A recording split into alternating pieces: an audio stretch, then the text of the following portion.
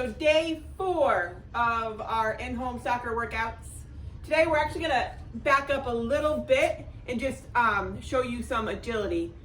Again, most of the players who have worked with me over the years know this basic warm-up. Many of you have played different sports, again, soccer, whatever the sport might be, have probably done this workout in some form, all right? But before you do any running, any conditioning, playing the game, whatever it might be, we should be doing the agility that these 3 girls are gonna be demonstrating. We have a special guest star, my little 3.5-year-old, but my oldest 2 girls will be showing you the workouts today. They're gonna look better doing it than I will.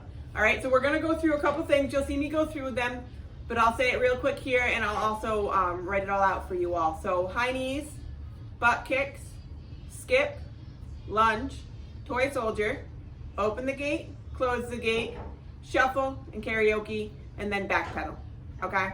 So again, you'll see it here. I'll call them out as the girls go through them. And a quick note about distance, you can do this in your driveway, you can do it back and forth in your living room, or you can actually just do it in place.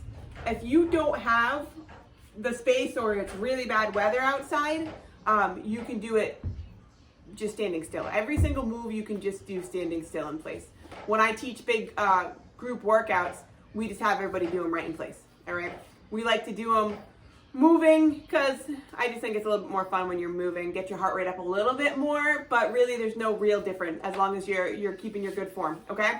So number 1, the girls are gonna demonstrate, I'm actually gonna come over here so I don't trip them.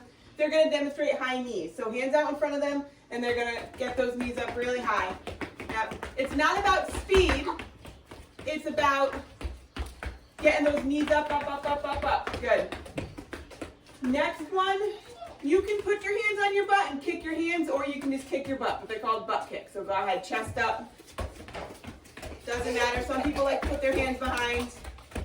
Kaylee's got her hands behind, Madison doesn't. Both are okay. Good. So now when we skip, the girls are gonna reach really high with their hands and their knees. It's not just like skipping like you're skipping through the park. You really want to get those knees and those hands really high up to the sky. So go ahead, girls. Really reach for the sky. All right, and we don't have a lot of space here. When you're doing any of this in place, you do it for 30 seconds each, by the way. All right, so now we're gonna lunge. The girls are gonna make sure that their front leg, the knees right above the ankle, and their back leg, the knees right below the hip. Go ahead, chest up.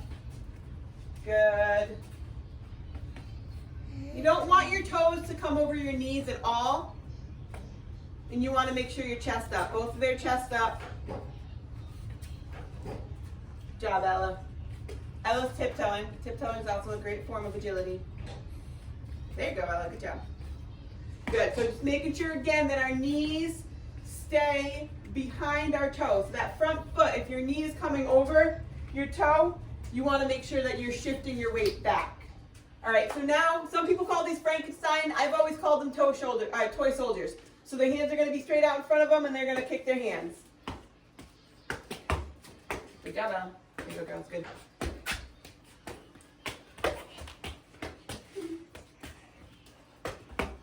Good. Chest up. You really want to make sure that toe is pointing to the sky. All right? You don't want to be pointing in front of you. Not dance. Which, I'm not saying that's not a great stretch, by the way, for my dancers. All right, so now we're going to open the gate. So this one is slow motion before the girls begin. Your knee comes up, and then you open out. So then your toe points out, and you just take a few steps that way. Then your knee comes up, out, and you go the other way. So you're kind of doing little zigzags. Both of you start going that way. Go ahead. Right, there you go. Perfect little steps. You're not taking 10 steps between each move, all right? Just 2 little skips between, 1 or 2 little skips. All right. Careful. Good. Good. And now the opposite. So now they're going to start with their toe out, bring it up, and then in, and then skip forward.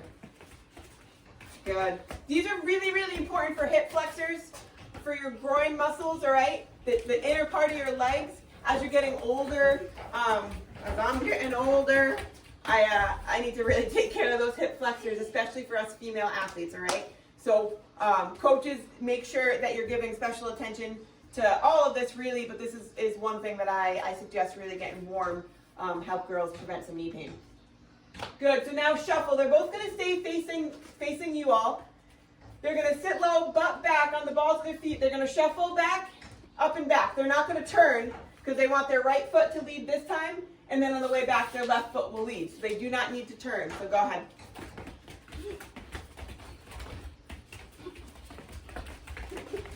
Good, so now karaoke. So karaoke in slow motion, we're all facing this way, whatever way you're facing, your back foot steps in front, and then your back foot steps back out to be in that shuffle. So let me make sure you can see me. I'm in Crocs, by the way, sorry, don't make fun of me too much.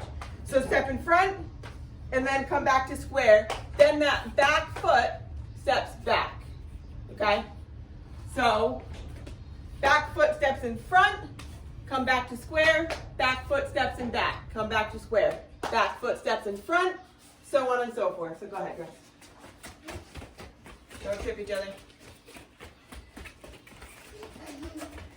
Good. So now the last thing is, all they're going to do is they're going to jog forward the 10 yards, whatever it is, and then they're going to backpedal back. When we backpedal back, you want to sit low and be nice and square, chest and hips forward, okay?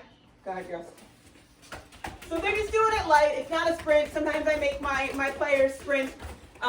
Sometimes I do the sprint, whenever it feels good. It just kind of depends on where I'm at. But the back pedal is really important for soccer players, right? Because you want to always be able to see the field, see the ball.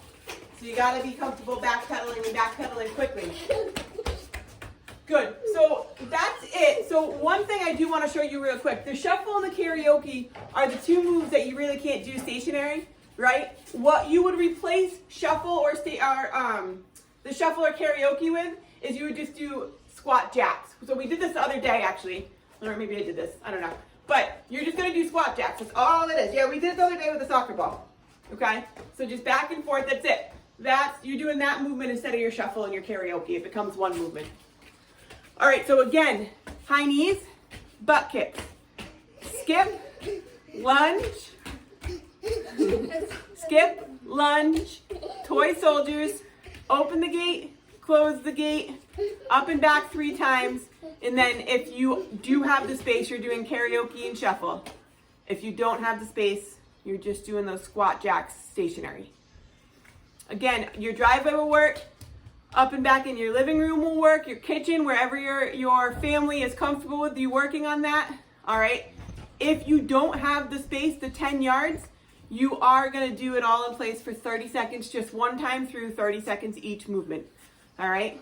Good job. Remember, I talk about it every single video, but mentality is 90% of your game, right? The process is 90% of your game. So you have to put in the conditioning, you have to put in the work. We condition so that we're fit so we can play the game, but we also condition so that we know we can overcome hard things, okay? That you can work through hard things. It's important to be up here, all right? Work hard.